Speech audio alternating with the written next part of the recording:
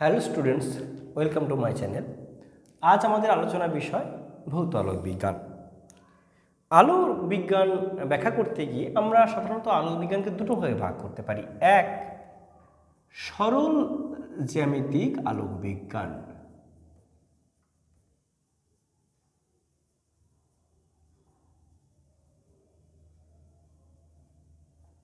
আর দুই, ভৌত আলোক বিজ্ঞান। ভৌত আলোক বিজ্ঞান। সরল জ্যামিতিক আলোক বিজ্ঞানে আমরা দেখি যে আলো সরল রেখায় যায়, মানে ছিদ্র বা প্রতিবন্ধকের আকারের তুলনায় আলোর তরঙ্গদৈর্ঘ্য অত্যন্ত ক্ষুদ্র বলে বিবেচনা করা হয়। কিন্তু ভৌত আলোক বিজ্ঞানে ছিদ্র বা প্রতিবন্ধকের সঙ্গে আলোক তরঙ্গদৈর্ঘ্য প্রায় তুলনীয় ধরা হয়, এবং আলো যখন খুব সূক্ষ্ম ছিদ্র বা প্রতিবন্ধকের মধ্য দিয়ে যাবে তখন তার তরঙ্গধর্ম প্রকাশ পায়। বিজ্ঞানী হাইগেন্স এই আলোর তরঙ্গ সত্তাকে ব্যাখ্যা করার জন্য তিনি হাইগেন্সের তরঙ্গ তত্ত্ব উপস্থাপন করেছেন। তো তখন বিজ্ঞানীদের মনে প্রশ্ন আসে যে আলো যদি তরঙ্গ রূপে যায় তাহলে মাধ্যম ছাড়া তরঙ্গ যায় কী করে। সে সময় পর্যন্ত বিজ্ঞানীদের ধারণা ছিল যে তরঙ্গ বিস্তার লাভের জন্য অবশ্যই মাধ্যমের প্রয়োজন হয়, কারণ শব্দ তরঙ্গ যেমন বিস্তার লাভের জন্য মাধ্যমের প্রয়োজন হয়, সেরকম আলোক তরঙ্গ বিস্তার লাভের জন্য নিশ্চয়ই মাধ্যমের প্রয়োজন হবে। তো বিজ্ঞানী হাইগেন্স এই ঘটনাকে ব্যাখ্যা করতে গিয়ে বলছেন যে আলো যখন মাধ্যমের মধ্যে বিস্তার লাভ করছে, ইথার নামে কোনো একটা কঠিন, অত্যন্ত কঠিন মাধ্যমের মধ্যে বিস্তার লাভ করছে। মানে যেহেতু আলোর বেগ অসম্ভব বেশি, আর আমরা জানি সবচেয়ে কঠিনের মধ্য দিয়ে তরঙ্গের বেগ সবচেয়ে বেশি হয়, বিশেষত শব্দ তরঙ্গের। তো উনি একটা ইথার নামে একটা মাধ্যমে কল্পনা করেছেন, কিন্তু বাস্তবে ইথার নামে কোনো মাধ্যমে অস্তিত্ব পরবর্তীকালে প্রমাণ করা যায়নি, বা ইথার নামে কোনো মাধ্যম নেই। পরবর্তীকালে বিজ্ঞানী ম্যাক্সওয়েল যদিও প্রমাণ করেছে আলোর তড়িৎচুম্বকীয় তরঙ্গ।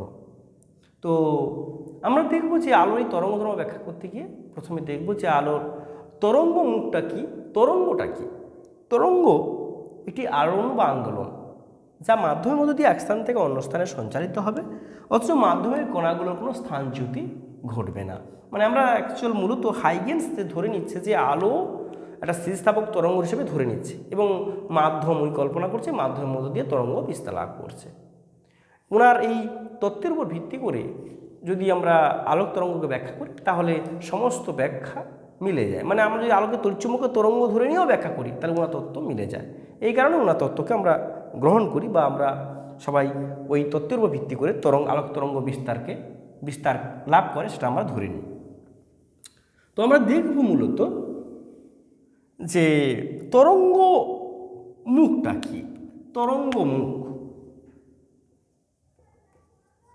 মুখটা কি?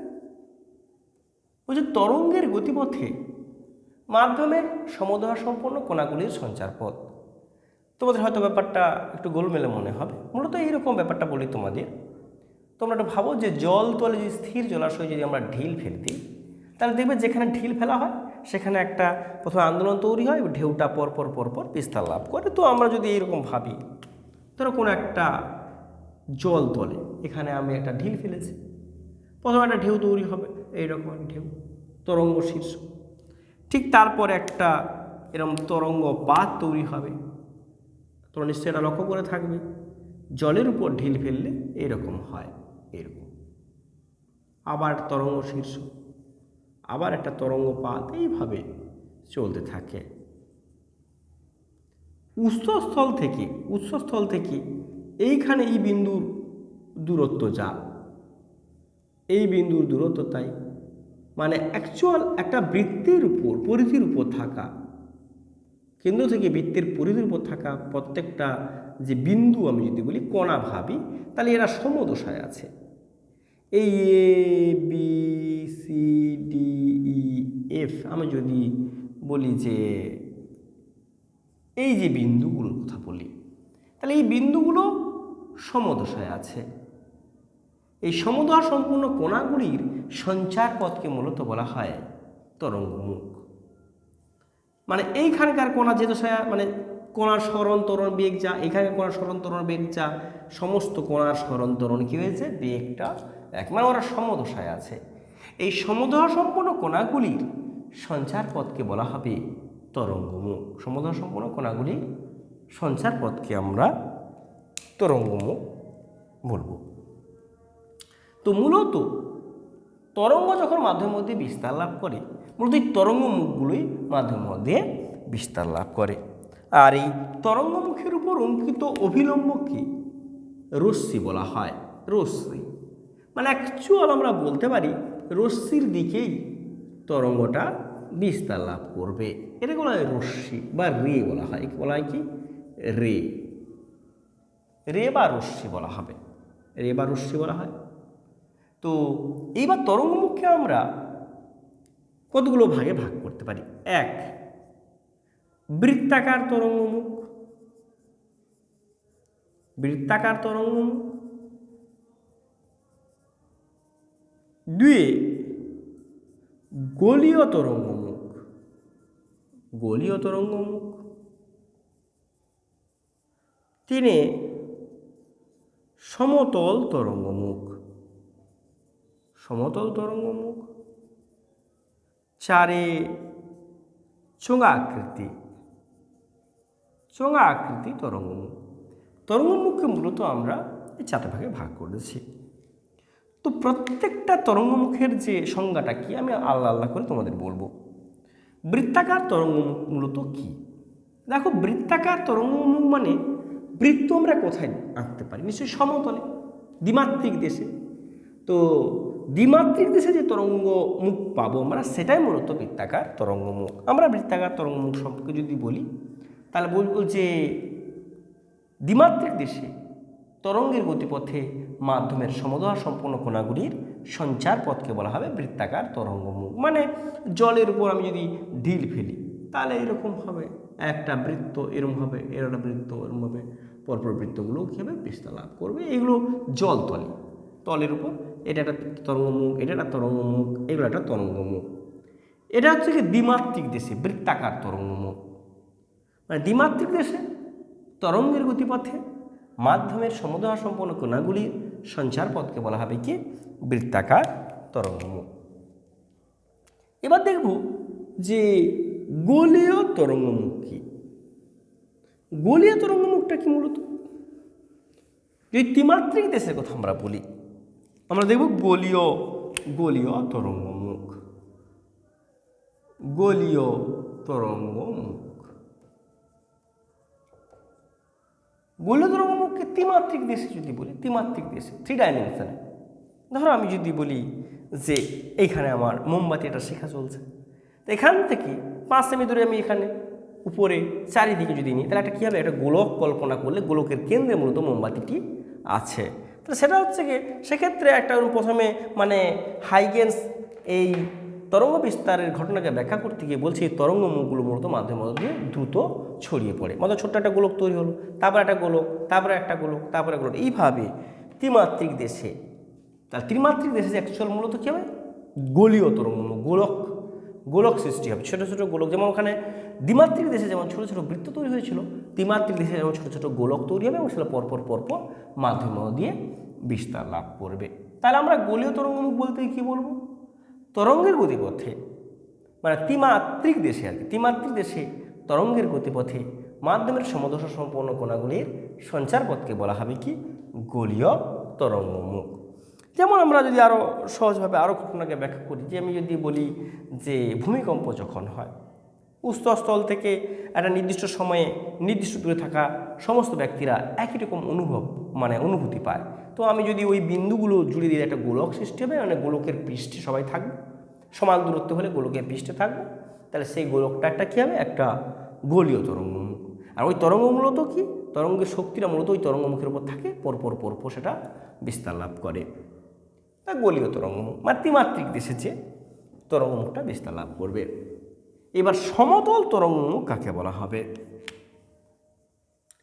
সমতল তরঙ্গমুখ, সমতল তরঙ্গমুখটা কি, কোনো তরঙ্গমুখের ব্যাসার্ধ অত্যন্ত বড় হলে, মানে ধরো একটা, আমি যদি বলি এ একটা তরঙ্গমুখ, এরমভাবে এই তরঙ্গমুখগুলো বিস্তার লাভ করছে, এরমভাবে যাচ্ছে, তরঙ্গপাত থাকবে। তাহলে কোনো তরঙ্গমুখের ব্যাসার্ধ যদি অত্যন্ত বড় হয়, তাহলে তার ক্ষুদ্র একটা অংশ কেমন হবে? সমতল হবে।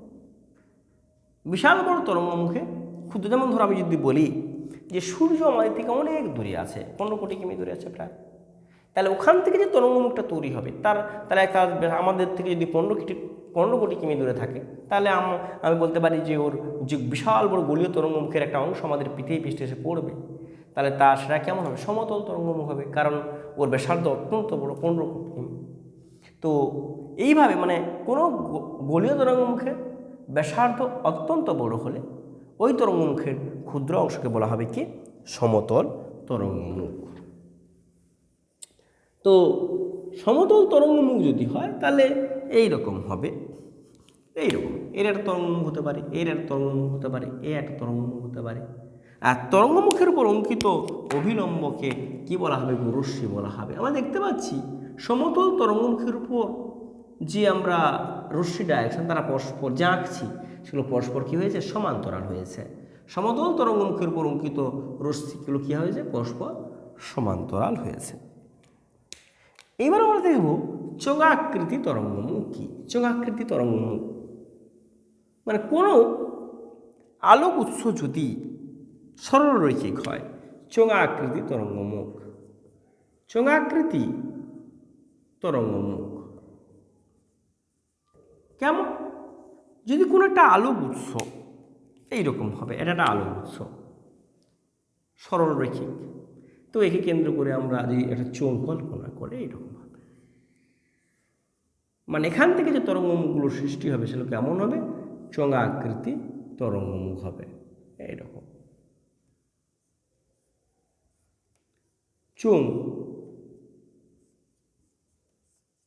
চোঙাকৃতি তরঙ্গমুখ ত্রিমাত্রিক দেশে সমস্ত ঘটনাগুলো আমরা বলছি, এগুলো মূলত ত্রিমাত্রিক দেশে, 3 ডাইমেনশনে। তো এইবার আমরা দেখব যে তরঙ্গ বিস্তারের ক্ষেত্রে হাইগেন্সের নীতি। তরঙ্গ বিস্তারের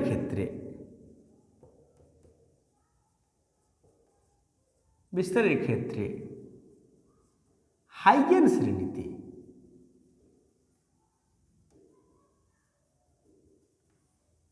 এক, তো বিজ্ঞানী হাইগেন্স তরঙ্গ বিস্তার ঘটনাকে ব্যাখ্যা করতে গিয়ে উনি তত্ত্ব এনেছেন। সেই তত্ত্বগুলো কি? যে উনি বলছে তরঙ্গমুখের উপর প্রত্যেকটা বিন্দু এক একটি উৎস বিন্দু নেয় আচরণ করে। কেমনভাবে? ধরো আমি একটা যদি আলোক উৎস বলি, এটা আলোক উৎস,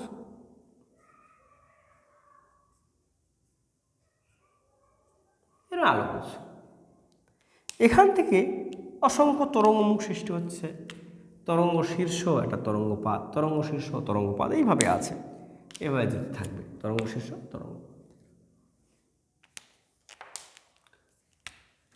এইরকম।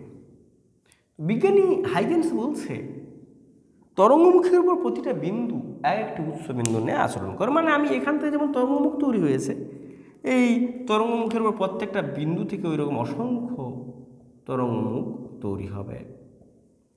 তরঙ্গমুখের উপর প্রতিটা বিন্দু এক একটা উৎস বিন্দুর ন্যায় কী করবে? আচরণ করবে এইরকম। তরঙ্গমুখের উপর প্রতিটা বিন্দু এক একটা উৎস বিন্দুর ন্যায় আচরণ করে। এগুলোকে বলা হয় গৌণ তরঙ্গ বা অনুতরঙ্গ। তরঙ্গমুখের উপর প্রতিটা বিন্দু একটা কি উৎস বিন্দু নিয়ে আচরণ করবে, সেখান থেকে কী হবে? গৌণ তরঙ্গ বা অনুতরঙ্গের সৃষ্টি হবে। 2 নম্বর কী বলছে? যে এই গৌণ তরঙ্গ বা অনুতরঙ্গগুলো সৃষ্টি হবে, তাদের সামনের দিকে স্পর্শক তল হবে উৎসের পরবর্তী তরঙ্গমুখ, মানে এইগুলো। আবার ওই তরঙ্গমুখের উপর প্রতিটা বিন্দু এক একটা উৎস বিন্দু নিয়ে আচরণ করবে, সেখান থেকে আবার গৌণ তরঙ্গ বা অনুতরঙ্গের এরকম সৃষ্টি হবে এইভাবে।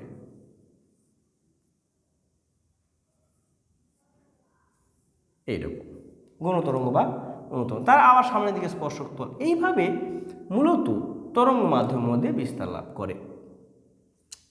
আর গৌণ তরঙ্গ বা অনুতরঙ্গগুলো তরঙ্গের বেগেই মাধ্যমের মধ্য দিয়ে ছড়িয়ে পড়ে। গৌণ তরঙ্গ বা অনুতরঙ্গগুলি তরঙ্গের বেগেই মাধ্যমের মধ্য দিয়ে ছড়িয়ে পড়বে। তো এইভাবে আর সামনের দিকে স্পর্শোত্তল হবে উৎসের পরবর্তী তরঙ্গ, মানে এইভাবে তরঙ্গটা মাধ্যমের মধ্য দিয়ে বিস্তার লাভ করে এবং পশ্চাৎবর্তী তরঙ্গমুখে কোনো অস্তিত্ব নেই, মূলত তরঙ্গ সামনের দিকে এগিয়ে যেতে থাকে। তো আমরা দেখব যে ব্যতিচার কি। তা এটাই হচ্ছে কি হাইগেন্সের তরঙ্গ তত্ত্ব, মানে এইভাবে তরঙ্গটা, মানে হাইগেন্সের তত্ত্ব অনুযায়ী তরঙ্গটা এইভাবে মাধ্যমের মধ্যে বিস্তার লাভ করে। তো আমরা দেখব যে ব্যতিচার কি। অ্যাকচুয়াল আলোর তরঙ্গ ধর্ম, ব্যতিচার একটি আলোর তরঙ্গ ধর্মের মধ্যে পড়ে। ব্যতিচার অপবর্তন এবং সমবর্তন। তো আমরা দেখব ব্যতিচার কি এবং ব্যতিচার কীভাবে ঘটে। মূলত আমরা যদি ইয়াংসের ডাবল স্লিট এক্সপেরিমেন্ট থেকে আমরা আলোর ব্যতিচার সম্পর্কে জানতে পারি। অ্যাকচুয়াল আলোর ব্যতিচারটা কি? অ্যাকচুয়াল আমরা আলোর ব্যতিচার পেতে গেলে যদি আমরা আলোর ইয়াংয়ের যদি দ্বিরেখা ছিদ্র পরীক্ষাটা আমরা দেখি, মানে ইয়াংস ডাবল স্লিট এক্সপেরিমেন্টটা দেখি, তাহলে আমাদের ধারণাটা খুব পরিষ্কার হয়ে যায়। তো আমরা দেখব ইয়ং ডাবল স্লিট এক্সপেরিমেন্ট বা ইয়ংয়ের দ্বিরেখা ছিদ্র পরীক্ষা। ইয়ংয়ের দ্বিরেখা ছিদ্র পরীক্ষা। ধর একটা আমি আলোক উৎস বলি, এটা আলোক উৎস।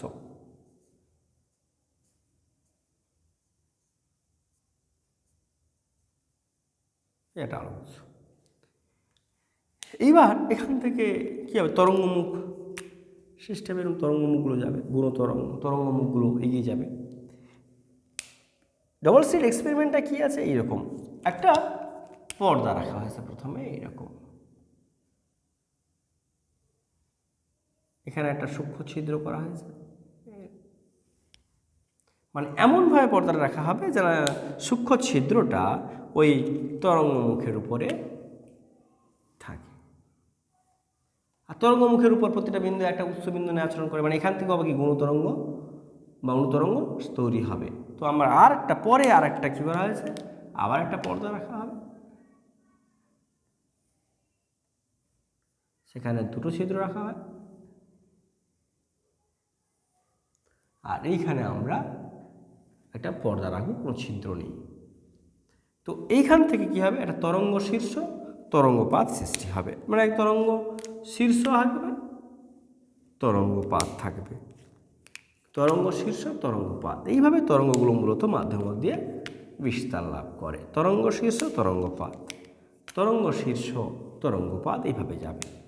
এইবার যেতে যেতে কোনো একটা মুহূর্তে এই দুটো ছিদ্র আবার যদিও পর্দার উপর দুটো ছিদ্র খুবই কাছাকাছি অবস্থিত, তাহলে এগুলো S1 S2 দুটো ছিদ্র, দুটো তরঙ্গ, মানে ওখান থেকে গৌণ তরঙ্গ বা অনুতরঙ্গ সৃষ্টি হবে। এইবার তরঙ্গ শীর্ষ তরঙ্গপাত থাকবে, এটা তরঙ্গ শীর্ষ, এরকম তরঙ্গপাত, তরঙ্গ শীর্ষ তরঙ্গপাত, এইভাবে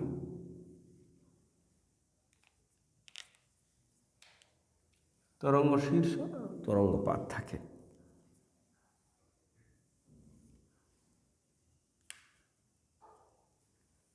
এইভাবে এখানেও তাই, নিচের অংশও তাই, তরঙ্গ শীর্ষ তরঙ্গপাত,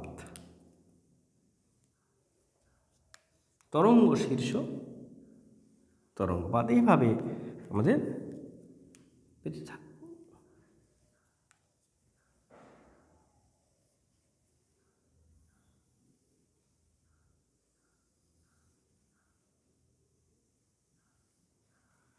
দেখা যায় যে যেখানে তরঙ্গগুলো সমদশায় মিলিত হয়েছে, সমদশা এখানে মিল সমদশা আছে, এখানে সমদশা আছে, আচ্ছা এখানে সমদশা আছে, দেখা যায় যে ওইখানে ওই অঞ্চলে কি হবে, একটা পর্দায় উজ্জ্বল রেখার সৃষ্টি হবে, ব্রাইট একটা অঞ্চল পাবো আমরা, এইরকম জুড়ে দিতে এইরকম একটা ব্রাইটনেস হবে। আর যেখানে তরঙ্গগুলো বিপরীত হচ্ছে, মানে একটা তরঙ্গ শীর্ষ একটা তরঙ্গপাত, তরঙ্গ শীর্ষ তরঙ্গপাত যেখানে মিলিত হয়েছে সেই সব অঞ্চলে কী হবে, ডার্ক তৈরি হবে, মানে বিপরীত দশায় মিলিত হয়েছে। তো এখন তরঙ্গ দুটো যে বিপরীত দশায় মিলিত হয়েছে সেখানে অন্ধকার অঞ্চল, মানে তো আলো যদি তরঙ্গ রূপে না যেত তাহলে পর্দায় আমরা অন্ধকার উজ্জ্বল অংশ দেখতে পেতাম না, মানে আলো এখান থেকে সোজা গিয়ে এখানে পর্দায় পড়তো আর এখান থেকে সোজা গিয়ে এখানে পড়তো। কিন্তু দেখা যায় যে আলো তরঙ্গরূপে যায় বলে, আলোর ব্যতিচার ঘটে বলে, মানে আলো যে তরঙ্গরূপে বিস্তার লাভ করে বলেই এখানে পর্দায় কী হবে, অন্ধকার এবং উজ্জ্বল অংশ দেখা যায়, ব্রাইট এবং ডার্ক। পরপর ফ্রিঞ্জ তৈরি হবে, একটা ঝালর বা ফ্রিঞ্জ তৈরি হবে। তো এইটা হচ্ছে গিয়ে ইয়ংয়ের দ্বিরেখাচিত্র পরীক্ষা, মানে এই ইয়ংয়ের দ্বিরেখাচিত্র পরীক্ষা থেকে আমরা আলোর তরঙ্গদৈর্ঘ্য সম্পর্কে পরিষ্কার ধারণা পাই, মানে আলো যে তরঙ্গরূপে বিস্তার লাভ করে তা উনি প্রমাণ করেছে 1801 খ্রিস্টাব্দে বিজ্ঞানী ইয়াং তার ডবল স্লিট এক্সপেরিমেন্ট থেকে প্রমাণ করেছে আলো তরঙ্গরূপে যায় এবং আলোর ব্যতিচার সম্পর্কে ধারণা আমরা পাই। তো ব্যতিচার কি?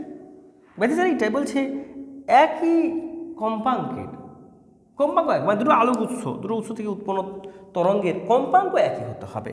ধরো দুটো আলোক উৎস যদি আমি বলি, যেমন এই একটা আলোক উৎস রূপে আচরণ করছে, একটা আলোক উৎস একই কম্পাঙ্কের, কিন্তু একই কম্পাঙ্কের এবং বিস্তার সমান বা প্রায় সমান বিস্তারে দুটি আলোক তরঙ্গ মাধ্যমের মধ্যে বিস্তার লাভ করতে করতে মাধ্যমের কোনো অংশে উপরিপালিত হলে কোনো কোনো ক্ষেত্রে তরঙ্গ দুটি সমদশায় মিলিত হয়, কোনো কোনো ক্ষেত্রে কী হয়, বিপরীত দশায় মিলিত হয়।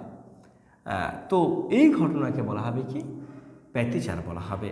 যখন সমদশায় মিলিত হবে তখন গঠনমূলক ব্যতিচার, আর যখন বিপরীত দশায় মিলিত হবে তখন কী হবে, ধ্বংসাত্মক ব্যতিচারের সৃষ্টি হবে।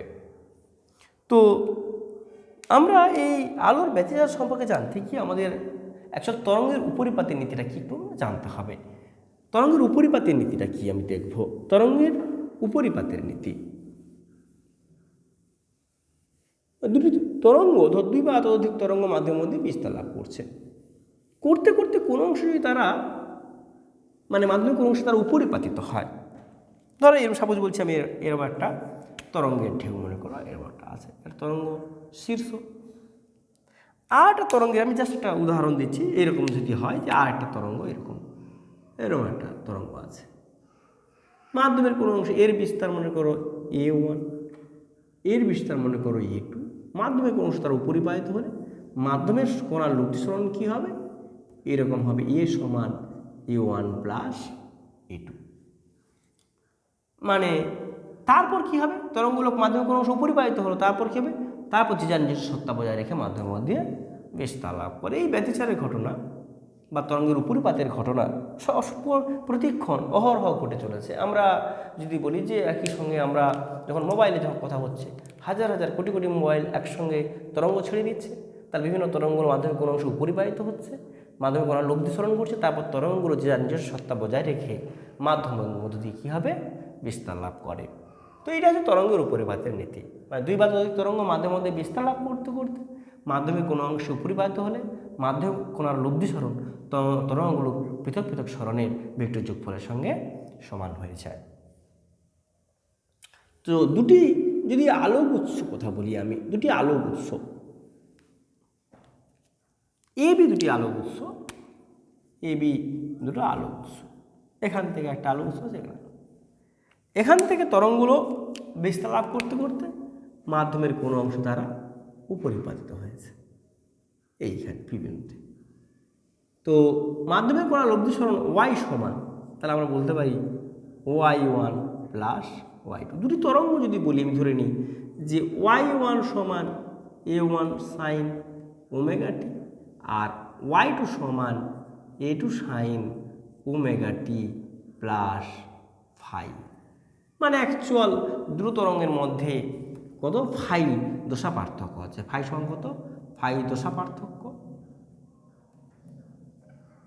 পার্থক্য আছে, আর ওমেগা সমান কৌণিক বেগ, কৌণিক কম্পাঙ্ক বলা হয়, কৌণিক কম্পাঙ্ক এরকম। আর A1 A2 মানে তরঙ্গ দুটো বিস্তার। মাধ্যমে কোনো অংশ যদি উপরিপাতিত হয় তাহলে y সমান আমরা বলতে পারি A1 sine omega t plus A2 sine omega t plus phi.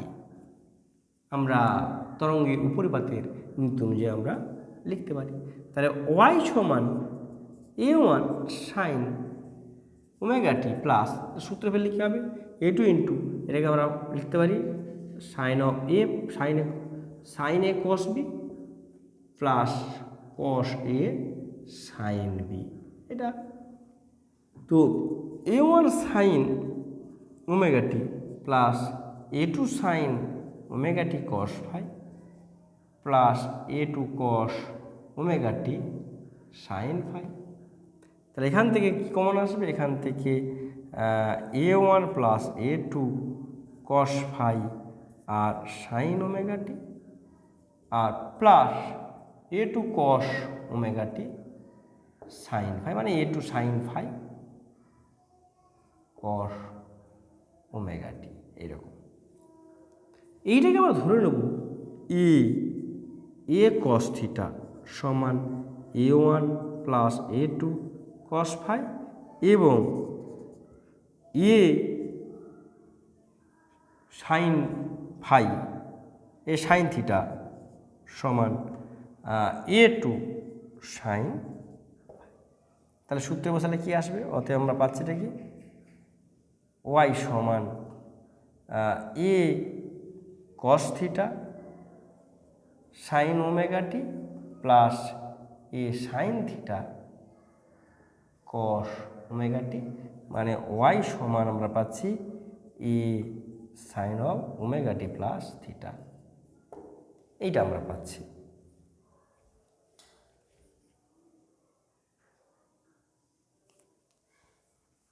তো এই নিচের অংশটা দেখা যাচ্ছে না, তাহলে এই অংশটা আমরা একটুখানি এটা যদি এইভাবে ধরি, এটাকে আমরা উপরে আবার লিখবো, সাইডে লিখবো। তাহলে অ্যাকচুয়ালি এই অংশটাকে ধরা হবে a1 plus a2 cos phi সমান আমরা এ কস থিটা ধরব এবং a2 সাইন ফাই সমান এ সাইন থিটা। তাহলে এটা কি আসবে, ইকুয়েশনটা এটাও আসবে ওয়াই সমান এ cos theta sine omega t plus এ sine theta cos omega t. তাহলে actual A sine of omega t plus theta, এটা হচ্ছে লব্ধি তরঙ্গের সমীকরণ পেয়ে গেলাম। এটা হচ্ছে কি এ সমান লব্ধি বিস্তার, লব্ধি তরঙ্গের আছে লব্ধি তরঙ্গের বিস্তার কি লব্ধি তরঙ্গের বিস্তার। এটা হচ্ছে কি আমাদের দুই তরঙ্গ পরিপাতের ফলে যে নতুন তরঙ্গ সৃষ্টি হয়েছে তার আমি সমীকরণটা পেয়ে গেছি। এখান থেকে আমরা আরও অনেক কিছু বের করব। দুই তরঙ্গ উপরিপাতের ফলে যে গঠনমূলক ব্যতিচার সৃষ্টি হবে, ধ্বংসাত্মক ব্যতিচার সৃষ্টি হবে, সেটা আমরা দেখব। এখান থেকে মূলত দুটো যদি আমি স্কোয়ার করে যোগ করে দিই তাহলে এটা আমাদের এসে যাবে। একটুখানি দেখায়, তাহলে বুঝতে পারবে তোমরা কীভাবে ঘটনাটা ঘটছে, কখন গঠনমূলক ব্যতিচার হবে এবং কখন ধ্বংসাত্মক ব্যতিচার সৃষ্টি হবে। হ্যাঁ, থিটাটা মূলত কি, থিটাটা মূলত প্রথম তরঙ্গের সঙ্গে লব্ধি তরঙ্গের দশা পার্থক্য। প্রথম তরঙ্গের সঙ্গে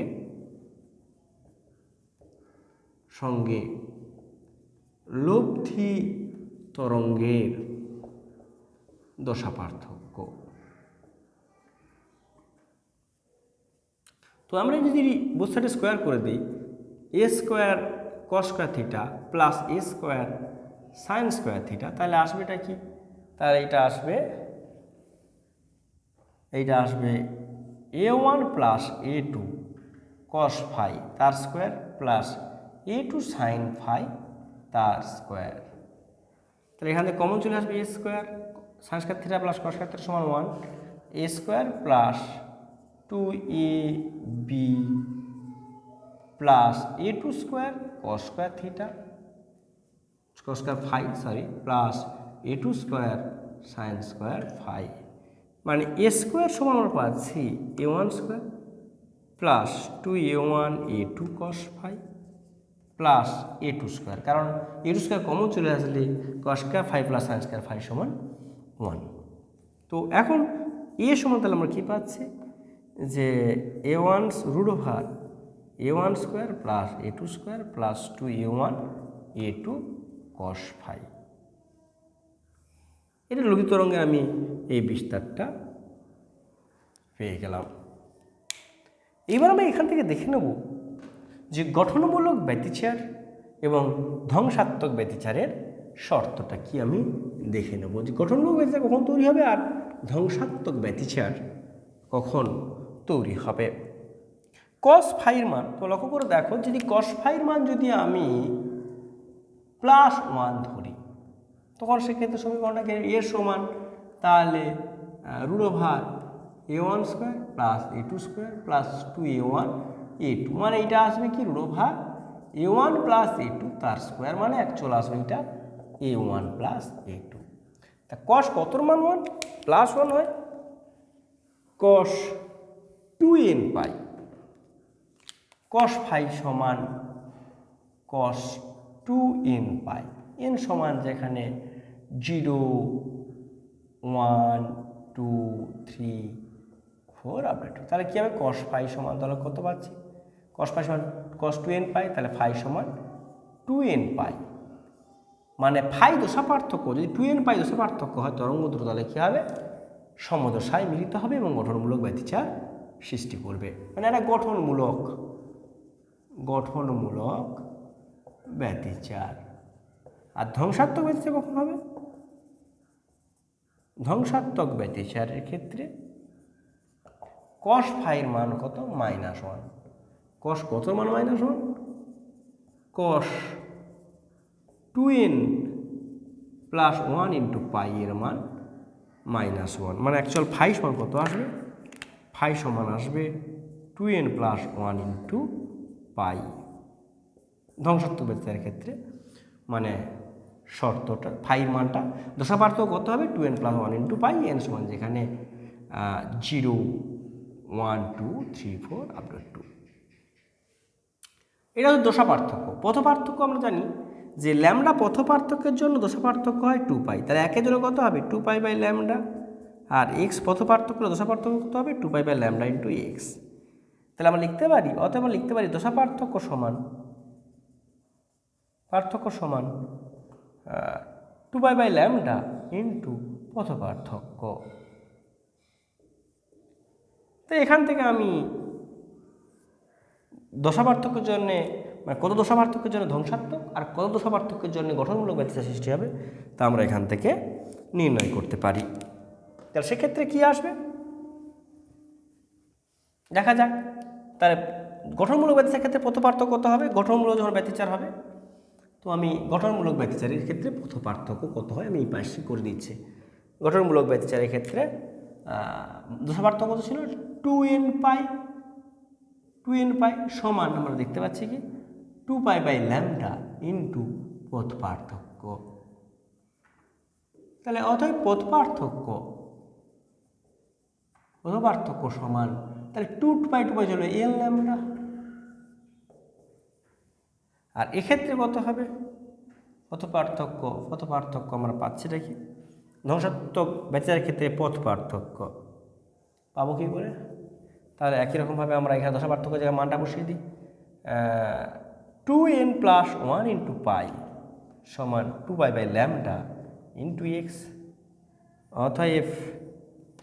অতএব এক্স সমান আমরা কত পাচ্ছি পাই চলে যাবে, তাহলে 2n plus 1 into lambda by 2। এই পথ পার্থক্য হলে তখন আমাদের ধ্বংসাত্মক ব্যতিচার সৃষ্টি হবে। তো আমরা এই পর্যন্ত আমরা আরও বহুতল বিজ্ঞানের ক্লাস করছি, এরপরে আবার পরের অংশ আমরা পরের ভিডিওতে আমি দেব।